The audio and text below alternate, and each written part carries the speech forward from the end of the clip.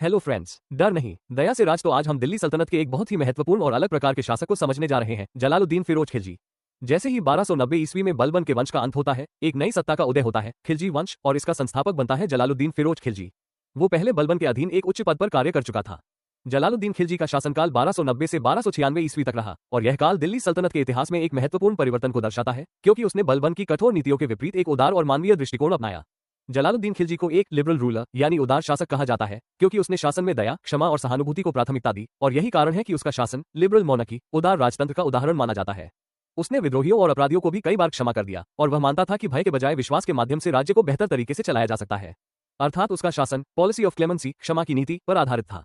यहाँ एक महत्वपूर्ण कॉन्सेप्ट समझना जरूरी है। जहां बलबन का शासन भय आधारित था, वहीं जलालुद्दीन का शासन विश्वास आधारित था।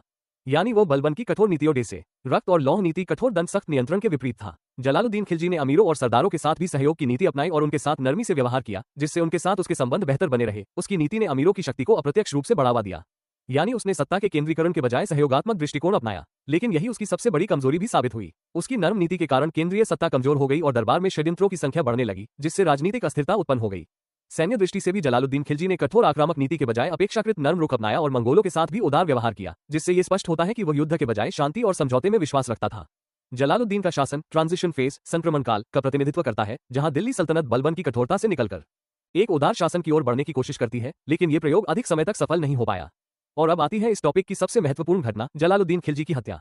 1296 ईस्वी में उसके ही भतीजे अलाउद्दीन खिलजी ने जलालुद्दीन की हत्या कर दी और स्वयं सुल्तान बन गया। जलालुद्दीन खिलजी का शासन 1290 से 1296 को अक्सर बलबन की कठोर और निरंकुश नीति के विरुद्ध प्रतिक्रिया, रिएक्शन अगेंस्ट बलबन्स हार्श रूल कहा जाता है।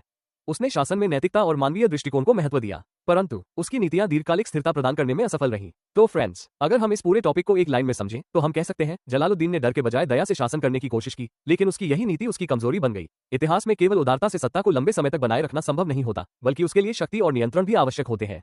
अब इस टॉपिक से कुछ PYQs देख लेते हैं, और ऐसे ही one liners, concept related short notes, PYQs के साथ आसान और स्मार्ट तैयारी के लिए जुड़े रहिए हमारे channel TGT one liner blast के साथ।